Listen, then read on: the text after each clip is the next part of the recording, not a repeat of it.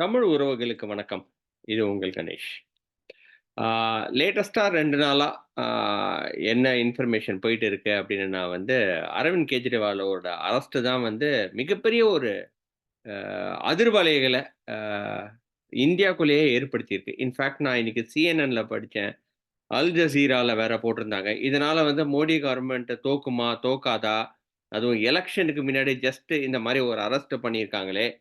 இது எந்த வகையில கரெக்ட்டு? இதனால இந்த எலக்ஷனுக்கு ஏதாவது எஃபெக்ட் இருக்குமா? ஸோ இந்த மாரி வேர்ல்டு ஃபுல்லாவே இந்தியாவ உற்று நோக்குறவங்க மோடிக்கு எகெயின்ஸ்டாவும், மோடிக்கு சப்போர்ட்டாவும் நெறைய பேர் பேசிட்டு இருக்கிறாங்க.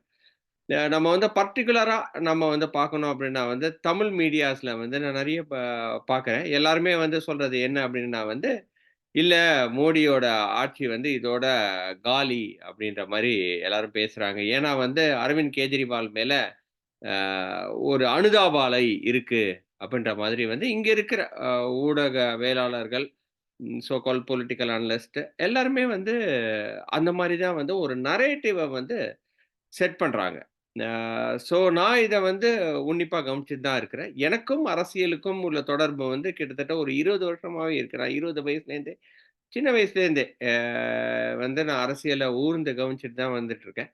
எங்க அப்பாவும் ஒரு திராவிட பாரம்பரியத்திலேருந்து வந்தவரு தான். ஸோ, அதனால அவரு பேசுற அந்த தமிழ் தேசியம் இன்னும் அவர் தமிழ் தேசியத்த நம்புறாரு. நம்பிட்டு தான் இருக்க போறாரு. ஸோ, அதனால அத பத்தி இல்ல. நான் தமிழ் தேசியம், அதுக்கப்புறம் நம்ம சொல்ற அ கலைஞர், அதுக்கப்புறம் எம்ஜிஆர், அதுக்கப்புறம் ஜெயலலிதா அம்மையார், இப்ப மு.க. ஸ்டாலின் அவங்களோட அரசியல எல்லாமே உற்று நான் பார்த்துக்கிட்டு தான் இருக்கிறேன். ஸோ, அ இப்ப இருக்கிறது டிஜிட்டல் வேர்ல்ட். ஏன் அத அனலிஸ்ட் புரியறதுக்கு மறுக்கிறாங்க அப்படின்றது எனக்கு புரிய மாட்டேங்குது. இந்த டிஜிட்டல் வேர்ல்ட்ல information is going very fast.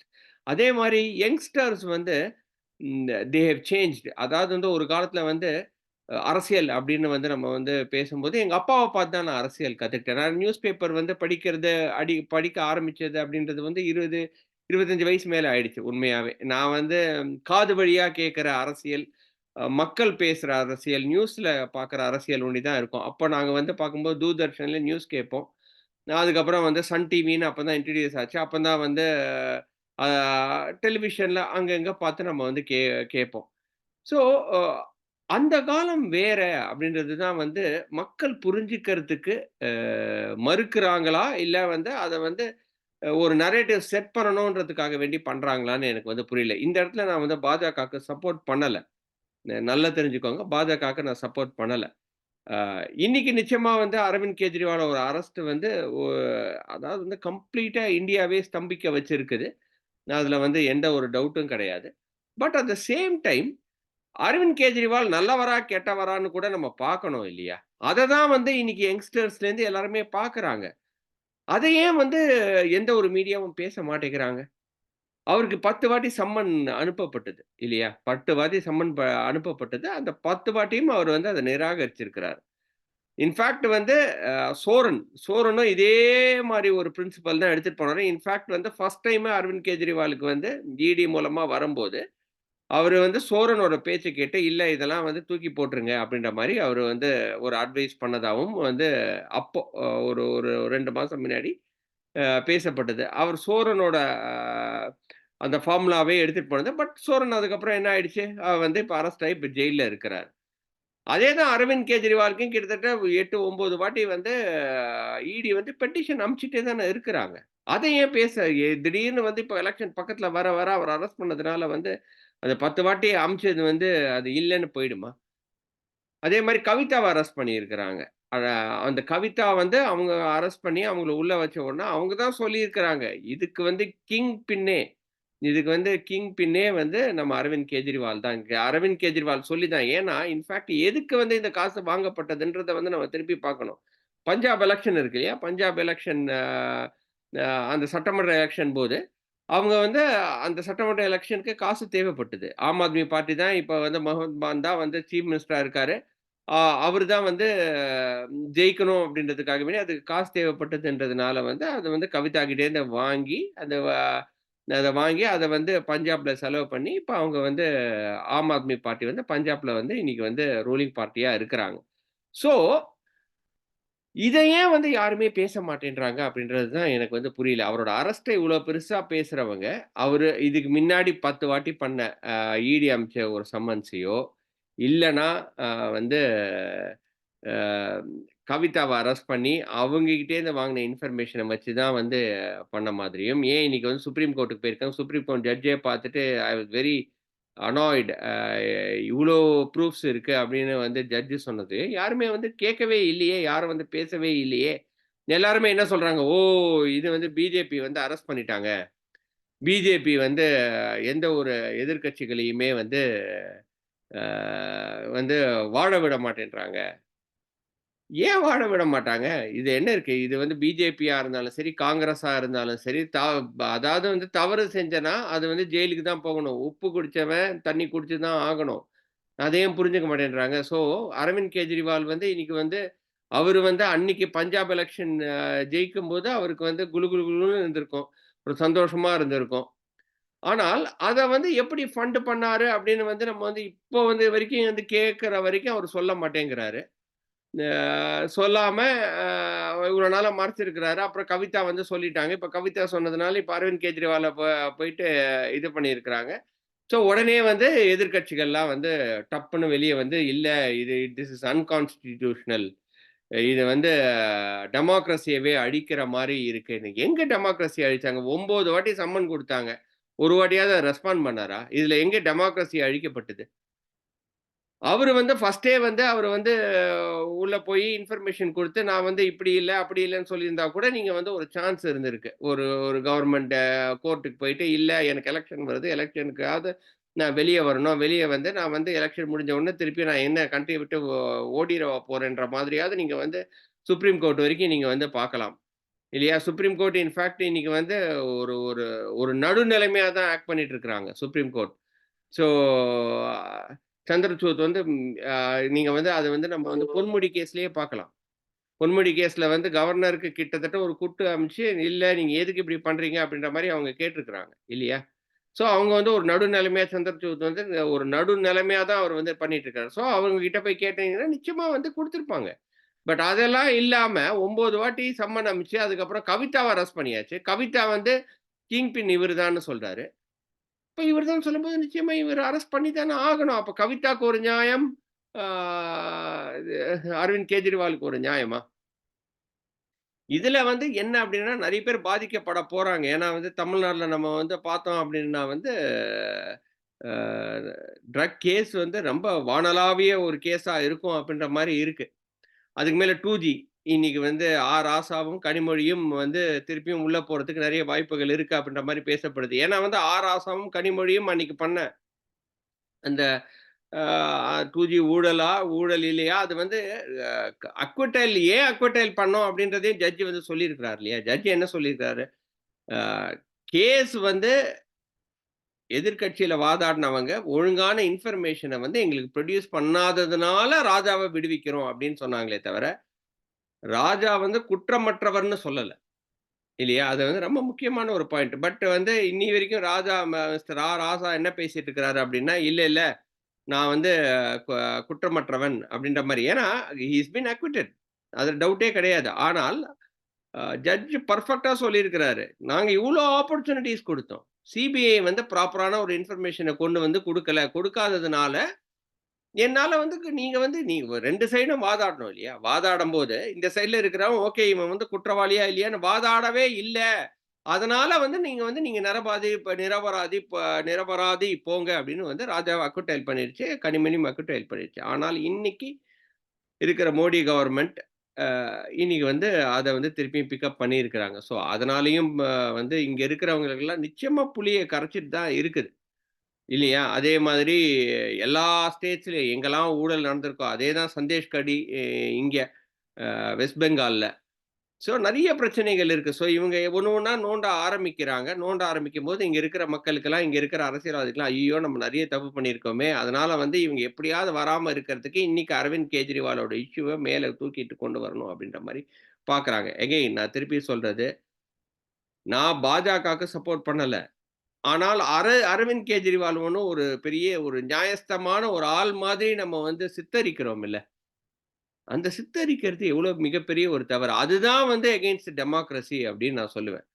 ஆ என்னைய பொறுத்தவரைக்கும். இது வந்து ஒரு பாகுபாடு இல்லாம நான் வந்து பார்க்கிறது. இதுல வந்து பிஜேபி அரசியல் பண்றாங்களா? நிச்சயமா அரசியல் பண்றாங்க. இதுல மாற்று கருத்தே கிடையாது. அவங்க அவங்களோட இடி வச்சு அவங்க வந்து அரவிந்த் கெஜ்ரிவால வந்து 1 மந்த் கழிச்சு கூட அரெஸ்ட் பண்ணியிருக்கலாம். பட் இன்னைக்கு அரெஸ்ட் பண்றாங்க அப்டின்னா, அவங்க அவரு மேல நிச்சயமா ப்ராப்ளம் இருக்கிறதுனால தான் அரெஸ்ட் பண்றாங்க. அத நல்லா தெரிஞ்சுக்கணும். அத வந்து அவங்க தைரியமா எடுத்து பண்றாங்க. 1 மாசம் கழிச்சு பண்ணலாமா? நிச்சயமா பண்ணலாம். அது கூட தப்பு கிடையாது. பட் இருந்தாலும் ஓகே. அவங்க வந்து அவங்ககிட்ட பவர் இருக்கு. அவங்ககிட்ட வந்து ஏஜென்சிஸ் இருக்கிறதுனால பண்றாங்க. பட் இப்ப இருக்கிற யங்ஸ்டர், இப்ப இருக்கிற பீப்பிள் வந்து தே ஆர் ஃபார் அஹெட். அது நல்லா புரிஞ்சுக்கணும். அது ஃபார் அஹெட். அவங்களுக்கு எல்லா இன்ஃபர்மேஷனும் தெரியுது. அவங்களுக்கு எது தப்பு, எது ரைட்டுன்னு பிரிச்சு பார்க்க தெரியுது. அந்த காலத்துல 25 வயசு, 22 வயசு, 25 வயசு இருக்கும்போது எனக்கு எது கரெக்ட், எது ரைட்டுன்னு எனக்கு சொல்ல தெரியல. ஏன்னா, எங்க அப்பா என்ன சொன்னாரோ, அததான் நான் கேட்டு வளர்ந்தேன் நானு. பட் இப்ப இருக்கிற இளைஞர்கள் எல்லாமே வந்து அவங்களுக்கு புரியுது. ஆனா, இங்க இருக்கிற அனலிஸ்ட் என்ன நினைக்கிறாங்க அப்டின்னா, அதே அந்த காலத்து இத பழி வாங்கிட்டனா வந்து ஓகே. ஏன்னா வந்து மக்களுக்கு இன்ஃபர்மேஷன் தெரியாது. ஜெயலலிதா பழிவாங்கப்பட்டார். கலைஞர் பழிவாங்கப்பட்டார். அப்படின்னு வந்து அவங்க நியூஸ் பேப்பர்ல ஓ! பழி வாங்கிட்டாங்க போல. ஓ! அப்போசிஷன் பார்ட்டி இவங்க என்ன தப்பு பண்ணியிருக்காங்கன்றது அந்நேரத்துக்கு நமக்கு புரியல. பட் இது டிஜிட்டல் வேர்ல்ட். நீங்க வந்து வந்து அது வந்து ஷார்ட்ஸ் மூலமாவோ, இல்லாட்டினா வந்து இன்டர்நெட் மூலமாவோ, இல்லாட்டினா வந்து பேப்பர் மூலமாவோ, இல்லாட்டினா வந்து there are so many pathways in which you can get information. எல்லா மக்களும் படிக்கிறாங்க. படிக்கும்போது அவங்களுக்கு தெரிஞ்சிருது. நான் இன்னைக்கும் சொல்றேன். நான் இப்பவும் சொல்றேன். பிஜேபி நிச்சயமா வந்து அது 400லாம் வாங்குவாங்களான்னு எனக்கு தெரியாது. ஆனா நிச்சயமா மெஜாரிட்டியோட தான் இந்த வாட்டியும் வரப்போறாங்க. அத யாரும் ஸ்டாப் பண்ண முடியாது. ஏன்னா, அவங்க வந்து சொன்னத செஞ்சுட்டாங்க. ஆ மோடி வந்து இன்னும் வந்து அவருக்கு வந்து ஃபேமிலி கிடையாது. அவருக்கு வந்து குடும்ப அரசியல் கிடையாது. அவரு என்னலாம் சொன்னாரோ, அத வந்து கரெக்ட்டா செஞ்சுட்டாரு. அவர் மேல எந்த ஒரு கரப்ஷன் சார்ஜஸும் இல்ல. ஓகேயா? இதுவரைக்கும் கரப்ஷன் சார்ஜஸ் அவரு மேல பர்ட்டிகுலரா அவரு மேல ஒரு பெர்சனலா corruption he is man above the party. Man above a எவ்ரிதிங்ன்ற மாரி தான் அவர் வந்து திகழ்ந்துட்டு இருக்கிறார். ஸோ, அப்படி இருக்கிற பட்சத்தில, இன்னைக்கு அரவிந்த் கெஜ்ரிவால் இஷ்யூனால ஆ த அதாவது வந்து நார்த் இந்தியாவே வந்து ஸ்தம்பிக்க போகுது. நார்த் இந்தியாவே எகெயின்ஸ்ட் பிஜேபி ஆகப் போகுது. அப்படின்னு சொல்றவங்களுக்கெல்லாம் எனக்கு வந்து கொஞ்சம் சிந்திச்சு நீங்க பேசுங்க அப்படின்னு தான் நான் வந்து சொல்லுவேன் நானு. சிந்திச்சு பேசுங்க. ஏன்னா வந்து இது டிஜிட்டல் உலகம். அந்த டிஜிட்டல் உலகத்துல நீங்களும் நானும் தான் இருக்கிறோம். அந்த டிஜிட்டல் உலகத்துல நீங்களும் நானும் இருக்கும்போது, ஒரு இன்ஃபர்மேஷன் உள்ள வருது அப்படின்னும்போது, அந்த இன்ஃபர்மேஷன எப்படி மக்கள் வந்து டைஜஸ்ட் பண்ணி, எப்படி வந்து அவங்க ஒரு டிசிஷன் எடுக்கிற ஒரு ஒரு மனநிலைமை வந்து எவ்ரி 5 இயர்ஸ் மாறிட்டு இருக்கு. அது நல்லா தெரிஞ்சுங்க. எவ்ரி 5 இயர்ஸ் மாறிட்டு இருக்கு. அந்த எவ்ரி 5 இயர்ஸ் எப்படி மாறுதல் ஏற்படுதுன்றத வந்து நாங்கலாம் ஒரு அனாலிசிஸாவே நாங்க வந்து பண்றோம். இதுதான் எங்களோட பிசினஸும் கூட. பேங்கிங் இண்டஸ்ட்ரியில எப்படி மக்கள் சிந்திக்கிறாங்க அப்படின்ற ஒரு அனாலிசிஸ் பண்றது ஒன் ஆஃப் த ஜாப் எங்களுது. நாங்க வந்து அத வந்து ஈக்குவேஷன் மாடல் மூலமா, ரிக்ரஷன் மாடல் மூலமா அத வந்து மேத்தமேட்டிக்ஸ்க்குள்ள நான் போறேன். அந்த மாரிலாம் இல்லாம, மாடல் சேஞ்ச் ஆயிட்டே இருக்கு. அந்த மாடல வந்து நம்ம தான் அப்டேட் பண்ணிக்கிட்டே இருக்கணும். அது இல்லாம, முன்னாடி இருக்கிற மக்கள் அப்படிதான் சிந்திப்பாங்க அப்படின்னு நீங்க நெனச்சீங்கன்னா, அது மிகப்பெரிய தவறு. மக்களோட மனசு மாறிடுச்சு. மக்களோட திங்கிங் கெப்பாசிட்டி 10 மடங்கா ஆயிடுச்சு. எது தப்பு, எது ராங்குன்றத பிரிச்சு எடுக்கிற தன்மை மக்களுக்கு வந்துருச்சு. அதுவும் யங்ஸ்டர்ஸ்க்கு வந்துருச்சுன்னு சொல்லி, அ யாரு நான் இப்ப சொன்னாலும் யாரும் கேட்க போறது கிடையாது. பட் இருந்தாலும் வந்து ரிசல்ட் ஜூன் 4த் அன்னைக்கு ரிசல்ட் பார்க்கும்போது, இதே பதிவ நான் திருப்பி போடுவேன். இல்லன்னா இத வந்து நான் கோட் பண்ணி நான் திருப்பி வந்து பேசுவேன். அப்ப தெரியும். மக்களுக்கு. அதாவது இங்க இருக்கிற சோ கால்ட் அனலிஸ்ட் வந்து சொல்றவங்களுக்கு தெரியும். அதாவது வந்து மக்களோட சிந்தனை பவர் மாறிடுச்சு அப்படின்றது வந்து புரியும். இல்ல அவங்களுக்கு தெரிஞ்சே சில சமயத்துல நான் நெறைய பேர் கேட்டுருக்கேன் நானு. ஆஃப் த ரெக்கார்ட் சொல்லுவாங்க. "இல்ல கணேஷ் எனக்கு தெரியும். அவர் தான் ஜெயிக்க போறாருன்னு. பட் இருந்தாலும் நம்ம ஒரு ஸ்டாண்ட் எடுத்துட்டோம் இல்லையா? அந்த ஸ்டாண்ட நம்ம வந்து கன்டின்யூ பண்ணணும். இல்லன்னா வந்து நம்மளோட கிரெடிபிலிட்டி போயிடும்னு" நெறைய பேர் நெனைக்கிறாங்க. ஸோ அவங்கள அது I am really sorry to say that என்ன அப்டின்னா வந்து ஒரு ஒரு ஸ்டாண்ட எடுத்தாலும், அந்த ஸ்டாண்ட் தப்புன்னு தெரிஞ்சதுன்னா, அந்த ஸ்டாண்ட்லேருந்து வெளிய வரணும் அப்டின்றது தான் என்னோட கருத்து. But sometimes we always we work for somebody else and that somebody else will ask you to do something and because of that we have to be bound to do that thing. அதாவது வந்து நம்ம மத்தவங்களுக்கு வேலை பண்ணுவோம். அந்த வேலை பண்ற அந்த முதலாளி வந்து, "இல்ல நீங்க இப்படிதான் பண்ணணும்னு" சொல்லிட்டாங்கன்னா, நம்ம அப்படிதான் பண்ணி தான் ஆகணும். ஸோ ஒருவேளை அதனால அவங்க மாட்டிக்கிறாங்களான்னு நமக்கு சொல்ல தெரியல. பட் ஈதர் வே மக்களோட திங்கிங் பவர் மாறிடுச்சு. மக்கள் வந்து எது தப்பு, எது ரைட்டுன்னு பிரிச்சு எடுக்கிற தன்மை வந்துடுச்சு. அதனால பாஜகவோட வெற்றிய யாரும் தடுக்க முடியாது. அவ்வளதான். பாஜகவோட வெற்றிய தடுக்கணும் அப்டின்னா, காங்கிரஸ் ஸ்ட்ராங் ஆகணும். காங்கிரஸ் வந்து அந்த குடும்ப அரசியல விட்டு வெளிய வரணும். வெளிய வந்து யாராவது ஒரு நல்ல கேண்டிடேட்ட கொண்டு வந்து, அவங்க வந்து சப்போர்ட் பண்ணி, அவங்களுக்கு அந்த கேண்டிடேட்ட ஃபுல்லா சப்போர்ட் பண்ணி, கம்ப்ளீட்டா அவர் அப்பழுக்கற்றவரா இருந்து, போரா போராடா போராடணும். அப்படி போராடுனா காங்கிரஸ் ஜெயிக்கலாம். அதே தான் தமிழ்நாட்டிலயும். கொஞ்சம் கொஞ்சமா திமுக இன்னைக்கு ஜெயிச்சிட்டு இருக்கு. நான் நிச்சயமா இல்லன்னு சொல்லல. 2026லயும் அவங்க ஜெயிக்கிறதுக்கு நெறைய சான்சஸ் இருக்கு. ஏன்னா வந்து அப்போசிஷன் எல்லாமே பிரிஞ்சு இருக்கிறாங்க. பட் திமுகன்றது ஒரு வீழ்ச்சிய நோக்கி போயிட்டுருக்கு. அவ்வளதான். இது வந்து ஒரு ட்ரெண்ட் தான் இது. இந்த ட்ரெண்ட வந்து யாரும் ஏன்னா குடும்ப அரசியல் அப்படின்னு வந்து அவங்க வந்து எடுத்துட்டு போனாங்க அப்படின்னா, உதயநிதி ஸ்டாலினுக்கு வந்து திறமை இருக்கா அப்படின்னு கேட்டனா, என்னைய பொறுத்தவரைக்கும் பெர்சனலா என்ன கேட்டான்னா, you should probably be in அரசியல் ஃபார் அட்லீஸ்ட் 10, 15 years to understand what is really going on. ஏன்னா வந்து ஒரு ஒரு ஒரு தொலைநோக்கு பார்வையோட இன்னைக்கு அவர் பேசுறது நல்லா இருக்கு. செங்கல தூக்கி காட்டுறது. அதெல்லாம் வந்து ஒரு ஒரு ஒரு சமயத்துல ஏன்னா வந்து 10 இயர்ஸ் ஆன்டி இன்கம்பன்சில அவங்க செங்கல தூக்கி காமிச்சாங்க. நிச்சயமா வந்துட்டாங்க. பட் அடுத்த வாட்டி 2026லயே அவர் எவ்வளோ கஷ்டப்பட போறார்ன்றது அவருக்கு தெரியும். இப்படி போச்சுன்னா திமுகவும் எங்க அப்பாவும், எங்க அம்மாவும் பயங்கர திமுக விசுவாசி. அதுல வந்து மாற்று கருத்தே கிடையாது. ஆனா நான் எந்த கட்சியோட விசுவாசியும் கிடையாது. நான் ஒரு நியாயமா, நடுநிலைமையா இருக்குன்னு நெனைக்கிறேன். பட் இருந்தாலும் திமுகவும் வீழ்ந்து கொண்டே இருக்கிறதுன்றது வந்து அவங்களுக்கு புரியும். பட் இருந்தாலும் ஒத்துக்க மாட்டாங்க. ஏன்னா வந்து கட்சி தான் அவங்கள காப்பாத்துதுன்னு அவங்க நெனைப்பாங்க. சரி, இத்தோட வந்து நான் நிறுத்திக்கிறேன். வாய்ப்புக்கு நன்றி கூறி விடைபெறுகிறேன். இது உங்கள் கணேஷ். நன்றி, வணக்கம்.